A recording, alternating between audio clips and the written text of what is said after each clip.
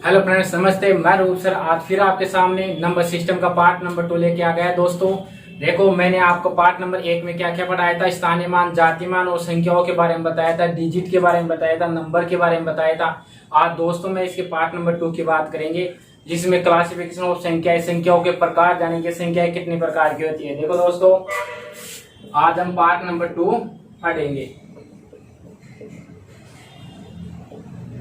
देखो, number system topic का एक बहुत बेसिक टॉपिक होता है, ये जो बहुत जरूरी होता है हमें पढ़ना। अब कई बार क्या होता है कि हम डायरेक्टली प्रतिशत से, लाभांश से स्टार्ट करते हैं, तो वो हमारे लिए सही नहीं रहता। मैथ की जहां से शुरुआत होती है वो होता है नंबर सिस्टम। चाहे आप कोई सी भी स्टैंडर्ड बुक लेके देख लो, उसमें नंबर सिस्टम से ही स्टार्ट होगा। नंबर सिस्टम में मैंने स्थानीय मान, जाति मान पढ़ाए थे, आपको सभी प्रकार की संख्याओं का नॉलेज दिया था। आज हम संख्याओं के बारे में पढ़ेंगे। देखो, क्लासिफिकेशन ऑफ संख्याएं, यानी कि संख्याओं के क्या पढ़ेंगे, प्रकार। इनके क्या पढ़ेंगे आज हम, प्रकार। देखो, हम पढ़ेंगे अस्तित्व के आधार पर, अस्तित्व के आधार पर, अस्तित्व के आधार पर यानी एक्सटेंसिव के आधार पर। अस्तित्व के आधार पर संख्याएं दो प्रकार की होती है। कौन कौन सी होती है? एक तो वास्तविक संख्या होती है और एक अवास्तविक संख्या होती है। एक संख्या होती है वास्तविक, कौन सी संख्या होती है? वास्तविक। और दूसरी क्या होती है? अवास्तविक। देखो, वास्तविक संख्या को रियल नंबर भी कहते हैं। क्या कहते हैं? वास्तविक संख्याओं को रियल नंबर। और अवास्तविक संख्या को क्या कहते हैं? इनको रियल नंबर भी कहते हैं। इनको क्या कहते हैं? Imaginary number. क्या कहते हैं इनको? Imaginary number. इसके अलावा इसको क्या कहते हैं? आभासी संख्या। क्या कहते हैं इसको? आभासी संख्या। और अलावा इसको और क्या कहते हैं? Shadow number. इसको क्या कहते हैं? और शैडो नंबर। और इसको क्या कहते हैं? काल्पनिक संख्याएं। क्या कहते हैं इसको? काल्पनिक संख्याएं। इसके अलावा क्या कहते हैं इसको? और भी कई प्रकार के नाम होते हैं जो आपको याद रखना पड़ेगा। देखो, वास्तविक संख्या और अवास्तविक संख्याएं, यह हमें बहुत अच्छी तरह से समझना होगा कि वास्तविक संख्या क्या होती है, अवास्तविक संख्या क्या होती है। वास्तविक संख्या हम मैथमेटिकल कैलकुलेशन में यूज करते हैं, अवास्तविक संख्याओं का उपयोग नहीं करते। चाहे आप जितनी भी प्रकार की संख्या बोलो, सारी क्या होती है? वास्तविक संख्या होती है। जैसे आप बोलो 23 वास्तविक संख्या, 4 वास्तविक संख्या, 1.75 वास्तविक संख्या, 7/13 वास्तविक संख्या, 14/47 वास्तविक संख्या है। इसके अलावा देखो, आपका x बराबर दे रखा है 4, ये भी क्या है? वास्तविक संख्या है। यानी कि सभी प्रकार की संख्या क्या होती है? ये वास्तविक संख्याएं होती है। तो फिर काल्पनिक संख्या क्या होती है? देखो, काल्पनिक संख्या क्या होती है?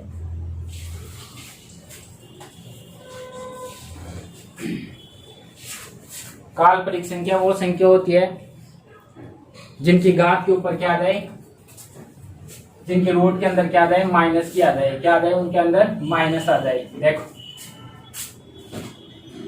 मैं बात कर रहा हूं वास्तविक संख्या।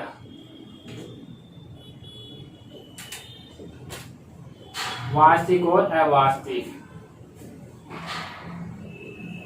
वास्तविक और अवास्तविक। देखो, जैसे मैंने कहा एक्स स्क्वायर बराबर कितना है? 4। एक्स स्क्वायर बराबर कितना है? 4। तो एक्स का मान आपके पास कितना हो जाएगा? √4। और एक्स बराबर कितना हो जाएगा आपके पास में? 2। मैंने कहा एक्स स्क्वायर बराबर कितना है? 4। एक्स का मान एक्स बराबर √2 और कितना आ गया फिर? 2। इसके अलावा देखो, 2 का स्क्वायर कितना होता है? 4। 3 का स्क्वायर कितना होता है? 9। और 4 का रूट करेंगे तो कितना आ जाएगा? 2। 9 का रूट करेंगे तो कितना आ जाएगा? 3। 27 का क्यूब करेंगे तो कितना आ जाएगा आपके पास में? 3। ये सभी प्रकार की क्या है? ये आपके पास में वास्तविक संख्या है। क्या है? सारी प्रकार की वास्तविक संख्या। तो फिर काल्पनिक संख्या क्या है? अब देखो, काल्पनिक संख्या आपके पास मैंने कहा एक्स स्क्वायर बराबर कितना है? 4। अगर मैं यहाँ पर क्या कर दूं? माइनस का 4। क्या कर दूं यहाँ पर? माइनस का 4। तो देखो, आपके पास x बराबर क्या आ जाएगा? माइनस रूट माइनस का 4। x बराबर क्या हो गया? रूट माइनस का 4। अब ध्यान रखना, ये वाला जो नंबर है वो आइटा में आता है। ये नंबर किस में आएगा? अभी आइटा में आएगा। इसका मान 2 नहीं होगा, इसका मान 2 नहीं होगा। अब ये आइटा में मान आएगा, किसमें आएगा, ये आइटा में मान आएगा। और वो आइटा वाले जो मान है वही आपके पास क्या हो जाएगा, काल्पनिक संख्या हो जाएगी। वो क्या हो जाएगा आपके पास में, काल्पनिक संख्या। हमेशा ध्यान रखना, जैसे a की घात कितना है, सम बराबर कितना हो, b, और a बराबर b का रूट कितना हो, सम। तो ये b का रूट, इसके अंदर कोई भी, ये अगर सम के अंदर मान है और यहाँ पर क्या है आपके पास में माइनस है, यहाँ पर क्या आपके पास में माइनस है, तो इसका मान हमेशा किस में आएगा, इसका मान हमेशा आपके पास आएगा आइटा में। किस में आएगा, इसका मान हमेशा आइटा में आएगा। तो ध्यान रखना, रूट के अंदर, किसके अंदर, रूट के अंदर, रूट के अंदर जब भी कोई मान आएगा तो वो किस में आएगा, आइटा में आएगा। किस में आएगा, उसका मान आइटा में आएगा। आप यहाँ पर अच्छी तरह देखो इनको, मैंने आपको कहा देखो, a की घात क्या है, विषम बराबर क्या है, b माइनस का, और a की घात क्या है, सम बराबर की b का माइनस का। मैं इसको क्या लिख सकता हूँ, a बराबर माइनस b, ये क्या हो गया, सम। इसको मैं क्या लिख सकता हूँ, इसको लिख सकता हूँ a बराबर b, इसका क्या है, ये विषम, क्या है ये, विषम। तो ध्यान रखना, आप एक बात हमेशा ध्यान रखना, इसका मान आइटा में आ सकता है, इसका मान आइटा में आएगा ही, आ सकता नहीं, क्या आएगा, आएगा ही। पर इसका मान आइटा में आई, ये कोई जरूरी नहीं है, इसका मान आइटा में आई, ये कोई जरूरी नहीं है। जैसे फॉर एग्जांपल आप यहाँ पर देखो, जैसे कि मैंने कह दिया b की जगह कितना कर दिया, 27, और ये कर दिया आपको, b की जगह कर दिया मैंने 27, और आपके पास कितना कर दिया, ये कर दिया, और इसकी करनी कितना कर दिया, 3 कर दिया। तो इसका मान कितना आ जाएगा आपके पास, माइनस का 3, कितना आ जाएगा, माइनस का 3। तो यह आइटा में नहीं होगा, यह आइटा में नहीं होगा, ये पूरा पूरा मान आ गया, ये क्या आ गया, इसका पूरा पूरा मान आ गया।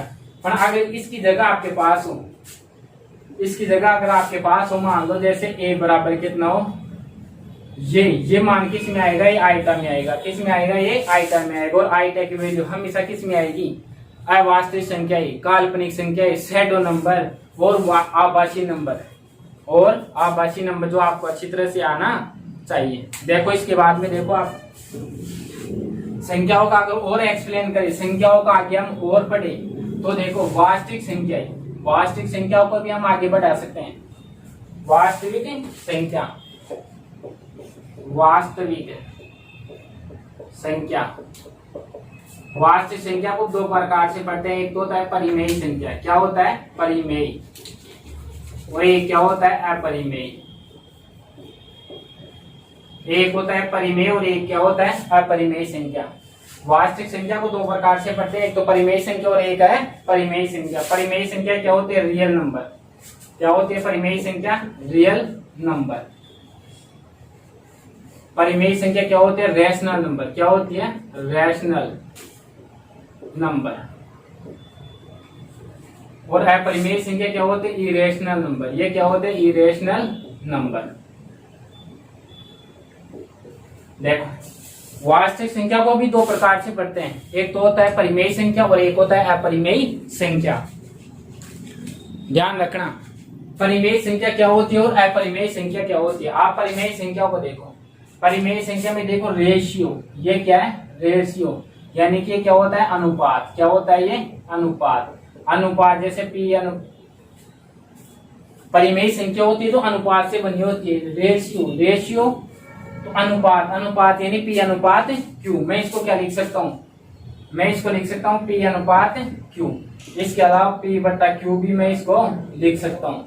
वह सभी संख्याएं, वह सभी संख्याएं जिनको हम पी बटा क्यू के रूप में लिख सके, वह सभी संख्याएं जो पी बटा क्यू के रूप में लिखी जा सके, वो सारी की सारी क्या होती है, परिमेयी संख्या होती है। वो क्या होती है, परिमेयी संख्या होती है।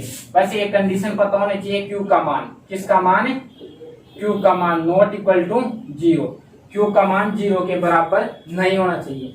वह सभी संख्याएं, वह सभी संख्याएं जो पी बटा क्यू के रूप में लिखी जा सके, उनको क्या कहते हैं, परिमेयी संख्या। एक कंडीशन होते हैं, Q must not equal to 0। Q का मान 0 के बराबर नहीं होना चाहिए। उसके बाद में देखो आप और परिमेयी संख्याओं का आगे बढ़े तो देखो आप,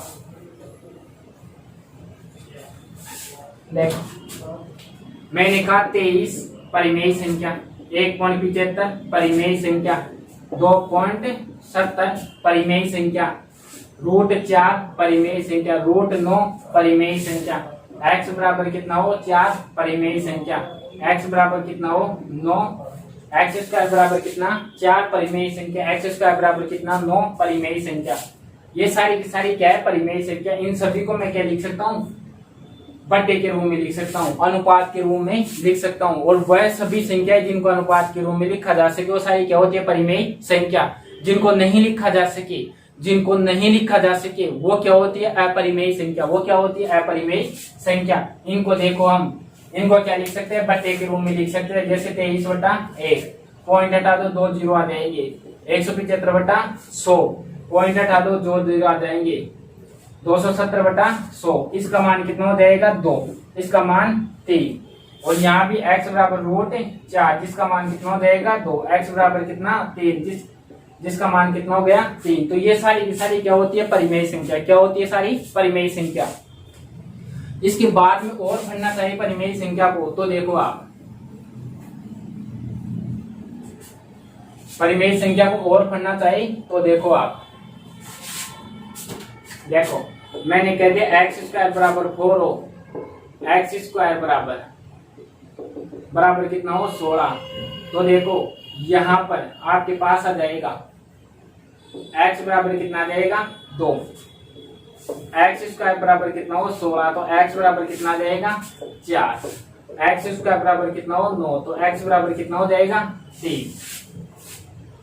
√2 का मान 1.4142, √3 का मान होता है 1.732। सही। यहाँ पर देखो ये आपके पास है 1.4142, इसको बटे के पी बटा क्यू के रूप में लिख सकते हैं। पॉइंट हटाओ कितने जीरो आ जाएंगे 4 जीरो, ये 4 जीरो, 1.732 पॉइंट हटाओ कितने जीरो आ जाएंगे 3 जीरो।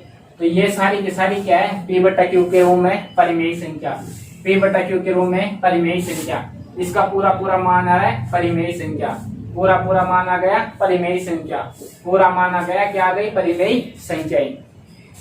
तो आपका एक क्वेश्चन कि सर अगर ये परिमेय संख्या है तो अपरिमेय संख्या कौन सी होती है। तो अपरिमेय संख्या ध्यान रखना ये सारी परिमेय संख्या है जिसका मान, जैसे मैंने कहा अगर मैं इसका स्क्वायर करूं, अगर मैं इसका स्क्वायर करूं, आपके पास मान लो ये कोई मान है, आपके पास मान लो ये इसका मान कितना है 2, रूट का मान कितना है 3, 25 रूट इसका मान कितना 5 और 64 का मान कितना है 8।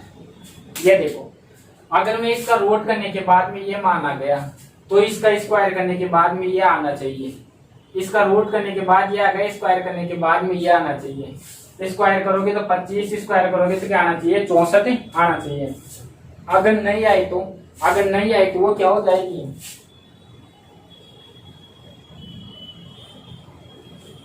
अगर नहीं आई तो क्या हो जाएगी अपरिमेय संख्या। क्या हो जाएगी अपरिमेय संख्या।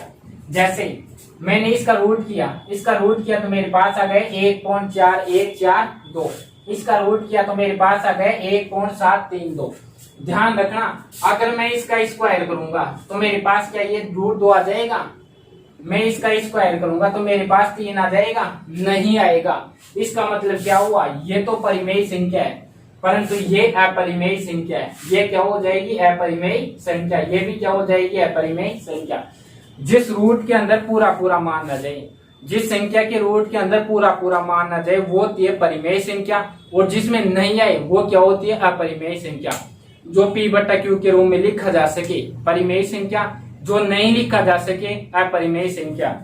सभी संख्याएं पी बटा क्यू के रूप में लिखने वाली क्या होती है परिमेय संख्या। एक कंडीशन होनी चाहिए क्यू का मान नॉट इक्वल टू 0, क्यू का मान 0 के बराबर नहीं हो। पी का मान हो सकता है, पी का मान 0 के बराबर हो सकता है। जैसे 0/7 करें तो ये परिमेय संख्या है, परंतु 7/0 करें ये परिमेय संख्या नहीं है। क्यों नहीं है तो आप देखो, ये क्यों नहीं है तो उसका कारण देखो आप। यहां देखो मैंने कहा 0/7 0 हो गई, ये परिमेय संख्या है। 7/0 बराबर क्या आ जाएगा इनफाइनाइट अपरिभाषित, इनफाइनाइट अपरिभाषित है। ये जो अपरिभाषित आ रहा है इसलिए क्या हो जाएगा, ये क्या हो जाएगा, आपके पास में ये परिमेय संख्या नहीं होगी, ये परिमेय संख्या नहीं होगी। तो ध्यान रखना Q P बराबर 0 आ सकता है पर Q बराबर 0 नहीं आना चाहिए।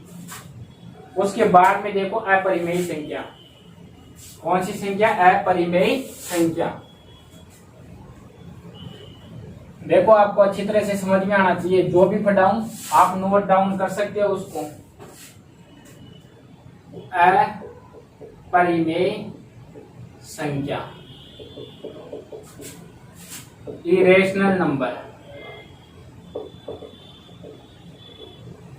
Irrational number. देखो मैंने कहा √2 का मान होता है 1.412, √3 का मान होता है 1.732। तो ध्यान रखना ये वाला क्या मान है, परिमेय संख्या। ये क्या है, परिमेय। ये भी क्या है, परिमेय। ये क्या है, अपरिमेय, अपरिमेय। और ये भी क्या है, अपरिमेय। ये दोनों क्या है, अपरिमेय। क्योंकि रूट के अंदर इसको वापस इसमें चेंज नहीं कर सकते, इसको वापस इसमें चेंज नहीं कर सकते। एक बच्चों का क्वेश्चन आता है, वो क्वेश्चन सुनो। पाई एक परिमेय संख्या अपरिमेय संख्या है। पाई का मान परिमेय संख्या अपरिमेय संख्या है।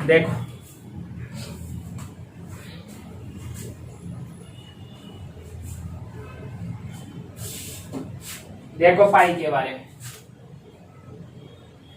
पाई बराबर क्या है, 22/7 और पाई बराबर क्या है, 3.14। देखो दशमलव में तो यूज करते हैं 3.14 और वैसे क्या यूज करते हैं, पाई का मान 22/7। तो आप देखो यहाँ पर ये P/Q के रूप में लिखी गई है, ये तो क्या हो गई, परिमेय। ये भी P/Q के रूप में लिखी जा सकती है, इसको लिख सकते हैं 314/100। ये भी क्या हो गई, परिमेय। परंतु ध्यान रखना पाई ये क्या हो जाएगा, अपरिमेय। क्या हो जाएगा, अपरिमेय। और ये भी क्या हो जाएगा, अपरिमेय। हमेशा ध्यान रखना पाई एक अपरिमेय संख्या है। पाई क्या है, एक अपरिमेय संख्या। पाई हमारे पास क्या है, एक अपरिमेय संख्या। पर पाई का मान 22/7, पाई का मान 22/7 क्या है, परिमेय संख्या। पाई का मान 3.14 क्या है, परिमेय संख्या।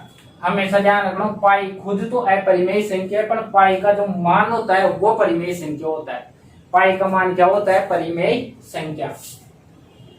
इसके बाद में देखो अगर हम संख्याओं को और आगे बढ़ाना चाहिए, संख्याओं को और आगे बढ़ाना चाहिए, तो देखो हम क्या लिख सकते हैं। हमेशा ध्यान रखना, हमेशा आप ध्यान रखना। देखो परिमेय संख्या को भी हम आगे बढ़ा सकते हैं। परिमेय संख्या को अगर हम और आगे बढ़ाना चाहिए तो देखो परिमेय संख्या भी 3 प्रकार से लिखी जा सकती है, प्राकृत संख्या, पूर्ण संख्या और पूर्णांक। कितने प्रकार से लिखी जा सकती है, 3 प्रकार से। परिमेय संख्या भी कितने प्रकार से लिखी जा सकती है, 3 प्रकार से लिखी जा सकती है। देखो आपको अगर इसकी परिभाषा आ जाए, कई बार के फर्स्ट लेवल का जो एग्जाम होता है BSTC के द्वारा, उनमें पूछा जाता है, इसकी थ्योरी भी पूछ सकते हैं।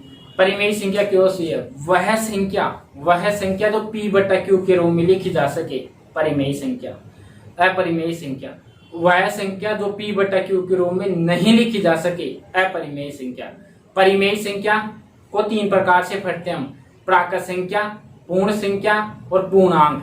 प्राकृत संख्या नेचुरल नंबर, पूर्ण संख्या होल नंबर और पूर्णांक इंटीजर। इनको और हम 3 प्रकार से पढ़ते हैं। तो देखो आप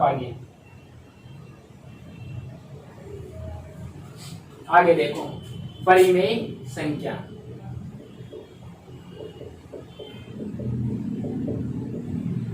इनको भी 3 प्रकार से पढ़ते हैं, प्राकृत संख्या, पूर्ण संख्या और पूर्णांक। प्राकृत संख्या पूर्ण संख्या और पूर्णांक। देखो प्राकृत संख्या को क्या कहते हैं, नेचुरल नंबर भी कहते हैं। क्या कहते हैं इसको, नेचुरल नंबर भी कहते हैं। इसे क्या कहते हैं, नेचुरल नंबर।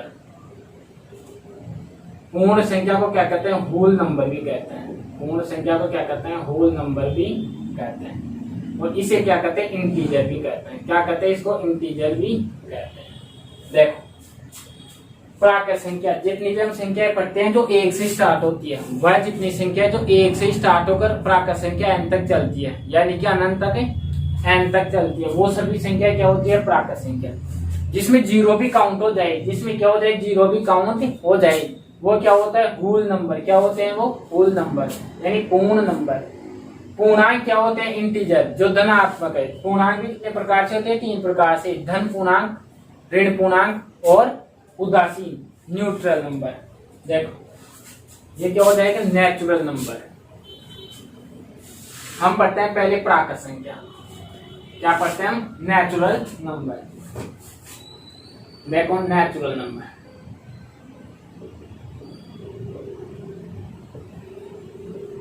नेचुरल नंबर कहां से स्टार्ट होता है, 1 से। देखो 1 से लेकर कहां तक जाता है, n तक। कहां तक जाता है, ये n तक या n तक। देखो नेचुरल नंबर क्या होते हैं, 1 से स्टार्ट होते हैं। नेचुरल नंबर क्या होते हैं, 1 से स्टार्ट होते हैं और कहां तक चलते हैं, n तक। जैसे आपको कह दी, मान लो प्रथम 10 संख्याओं का योग, तो आप लिखते हो 10 गुणा 11/2, कितना आ जाएगा, 55। हम पढ़ते हैं क्या, प्रथम 10 संख्या, तो यानी n ब्रैकेट n + 1 बटा क्या, 2।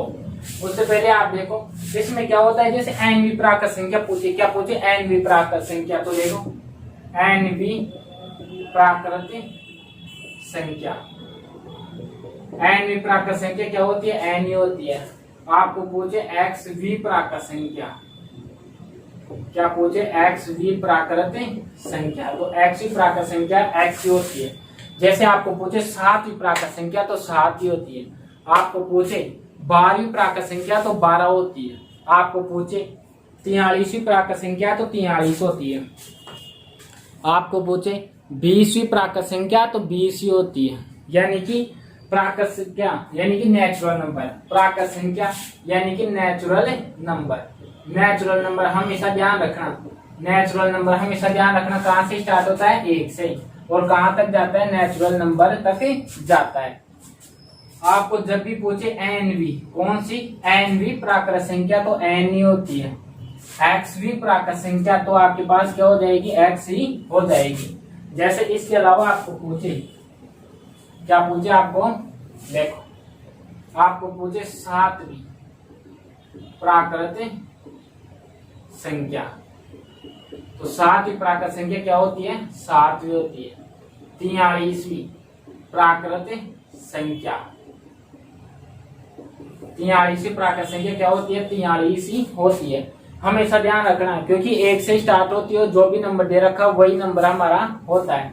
इसके बाद में पढ़ेंगे कौन सा नंबर, पूर्ण संख्या। कौन सी संख्या पढ़ेंगे, पूर्ण संख्या, होल नंबर। देखो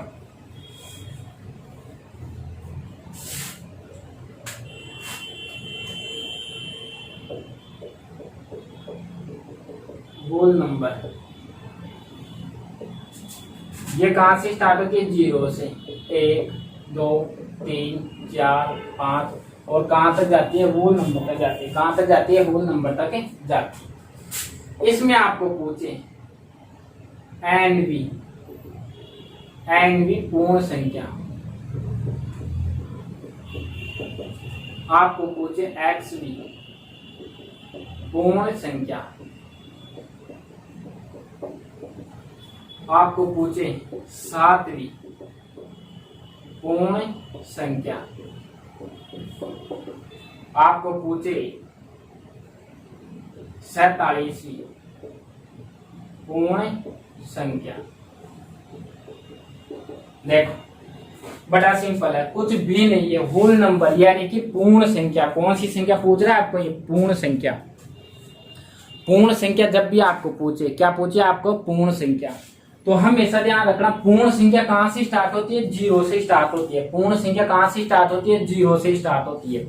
अब आपको पूछ रहा है एन भी पूर्ण संख्या, एक्स भी पूर्ण संख्या, 7 भी पूर्ण संख्या, और आपको पूछ रहा है 47 पूर्ण संख्या। तो देखो आपको पूछ रहा है एन भी पूर्ण संख्या, तो क्या हो जाएगा, एन माइनस 1 हो जाएगा। क्यों, क्योंकि जीरो से स्टार्ट हो रही है। कौन से स्टार्ट हो रही है, जीरो से। आपको पूछे एक्स की पूर्ण संख्या, तो एक्स माइनस 1 हो जाएगा। क्या हो जाएगा, एक्स माइनस 1। आपको पूछे 7 की, तो 7 में से 1 घटा दो, कितनी हो जाएगी, 6 हो जाएगी। आपको पूछे 47 में से 1 घटा दो, क्या हो जाएगी, 46 हो जाएगी। क्या हो जाएगी, 46 हो जाएगी।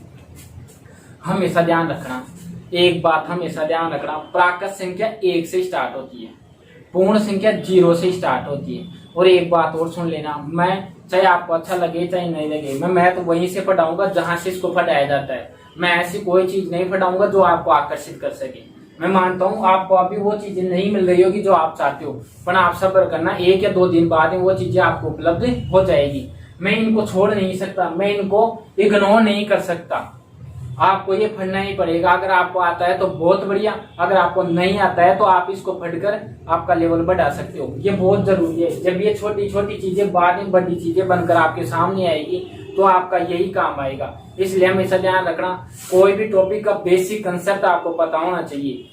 चाहे क्वेश्चन कितना भी घुमावदार आ जाए, अगर उसको उसका बेसिक कंसेप्ट पता है तो वो उस क्वेश्चन को आसानी से सोल्व कर सकता है। तो इसलिए ध्यान रखना, मैं आपका मनोबल जीतने के लिए, आपको आकर्षित करने के लिए ऐसा कोई भी टॉपिक नहीं पढ़ाऊंगा। जहां से मैथ पढ़ाया जाता है और जिस टॉपिक में, जिस लैंग्वेज में, जिसमें वो चाहिए हमें एग्जाम को क्रैक करने के लिए, वही आधार मानकर मैं इसको पढ़ाऊंगा। देखो होल नंबर, पूर्ण संख्या, किसकी बात कर रहा हूं मैं, पूर्ण संख्या की बात कर रहा हूं। पूर्ण संख्या, पूर्ण संख्या हमेशा कहां से स्टार्ट होती है, 0 से। अगर आपको पूछे एन भी पूर्ण संख्या, तो एन माइनस 1 हो जाएगा। एक्स भी पूर्ण संख्या, तो क्या हो जाएगा, एक्स माइनस 1। जब भी 7 भी पूर्ण संख्या पूछे, क्या पूछे आपको, पूर्ण संख्या, तो 7 में से 1 घटाकर क्या कर देना, 6। आपको पूछे 47 पूर्ण संख्या, तो उसमें से घटाकर क्या कर देना, 1 कम कर देना, 46। जैसे मान लो एक छोटा सा क्वेश्चन करें, प्रथम 10 पूर्ण संख्याओं का योग बताओ। प्रथम 10 पूर्ण संख्याओं का योग बताओ। तो प्रथम 10 पूर्ण संख्या, तो ध्यान रखना, प्रथम 10 पूर्ण संख्या क्या हो जाएगी, 9 हो जाएगी। कितनी हो जाएगी, 9। प्रथम 10 पूर्ण संख्या 9 की, ध्यान रखना है। क्यों, क्योंकि 0 से स्टार्ट होती है और 0 से 10 तक गिनोगे तो 9 नंबर ही आएगा। कितना आएगा, 9 नंबर ही आएगा। तो 9 गुना 10 बटा कितना, 2 बराबर कितना हो जाएगा, 45। कितना हो जाएगा, 45। हमेशा ध्यान रखना, प्रथम 10 है। देखो आप 10 का मतलब 10 मत कर देना, ये याद रखना अच्छी तरह से। प्रथम 10 के लिए क्या है, तो देखो 1 2 3 4 5 6 7 8 9 10। पूर्ण संख्या में हमेशा 0 से स्टार्ट होती है, प्राकृत संख्या में 1 से स्टार्ट होती है। तो मैंने आपको पढ़ाया प्राकृत संख्या और पूर्ण संख्या। अब इसके बाद में पढ़ेंगे इंटीजर। क्या पढ़ेंगे हम, इंटीजर। देखो इंटीजर में देखो बिल्कुल इजी है, बिल्कुल इजी रहेगा प्रोसेस। क्या रहेगा, इजी प्रोसेस रहेगा। इंटीजर क्या होते हैं, इंटीजर भी कितने प्रकार के होते हैं, 3 प्रकार के होते हैं। कितने प्रकार के होते हैं इंटीजर, 3 प्रकार के होते हैं। देखो इंटीजर यानी कि पूर्णांक। देखो पूर्णांक में हम पढ़ेंगे, धन पूर्णांक पढ़ेंगे और ऋण पूर्णांक भी पढ़ेंगे, और इसके अलावा क्या पढ़ेंगे, उदासी। देखो धन पूर्णांक यानी कि पॉजिटिव, और ऋण पूर्णांक यानी नेगेटिव, और उदासीन यानी न्यूट्रल। देखो धन पूर्णांक, धन पूर्णांक के बाद, धन पूर्णांक, धन से पता चल रहा है कि पॉजिटिव संख्या, इसमें सारी क्या आएगी, पॉजिटिव संख्या आएगी। न्यूट्रल तो क्या होता है, उदासीन क्या होता है, 0। इसमें क्या आएगी, नेगेटिव संख्या, और इसमें क्या आएगी, पॉजिटिव संख्या। धन पूर्णांक धनात्मक संख्या पॉजिटिव, ऋण पूर्णांक ऋणात्मक संख्या नेगेटिव, और उदासीन न्यूट्रल नंबर क्या हो जाएगा, 0 हो जाएगा।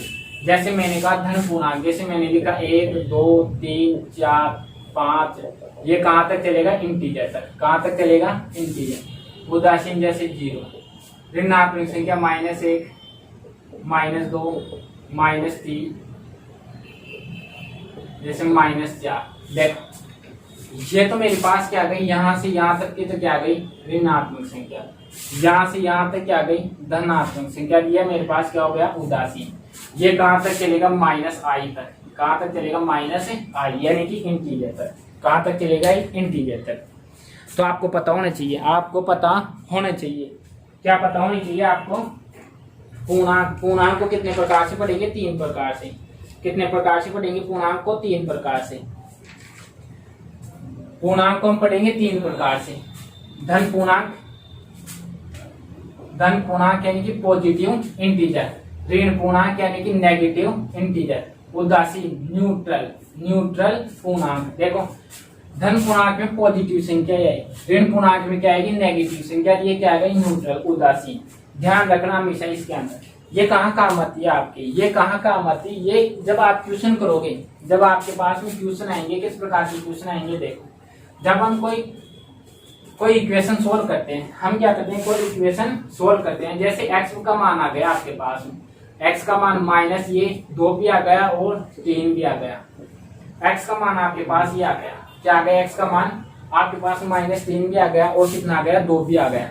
अब इसमें आपको बोल दे, इसमें जैसे आपको बोल दे प्राकृत संख्या, यानी कि प्राकृत मान हो, कोई क्या हो न्यूट्रल मान हो या पूर्णांक में हो, या क्या आपके पास में एक तो पूछ ले पूर्णांक का मान, एक तो क्या पूछ ले पूर्णांक का मान और एक पूछ ले प्राकृत का मान।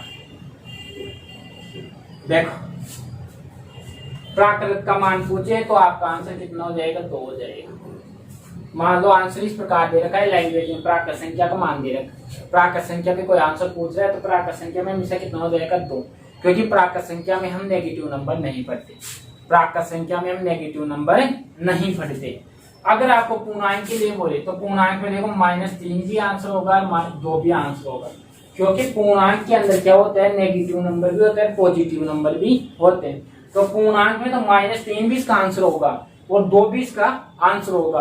परंतु एक बार ध्यान रखना, प्राकृत की बात करें तो नेचुरल नंबर के लिए, किसके लिए, प्राकृत संख्या के लिए हमेशा मान इसका क्या होगा 2 ही होगा। प्राकृत संख्या के लिए इसका मान हमेशा क्या होगा 2 ही होगा। तो यह आपको चीजें अच्छी तरह से क्लियर होनी चाहिए, आपको ये पता होनी चाहिए। पूर्णांक के अंदर हमेशा ध्यान रखना धन पूर्णांक, ऋण पूर्णांक और उदासीन, ये चीजें हम इसके अंदर पढ़ते हैं। इसके अलावा आपने देखा होगा, देखो कई बार कोई इक्वेशन सोल्व करोगे तो उसमें 2 मान आते हैं, माइनस के और प्लस के, तो आपको ये चीजें देखकर आपको पहचाननी पड़ेगी। देख मैंने नंबर सिस्टम के 2 पार्ट पढ़ाए हैं आपको।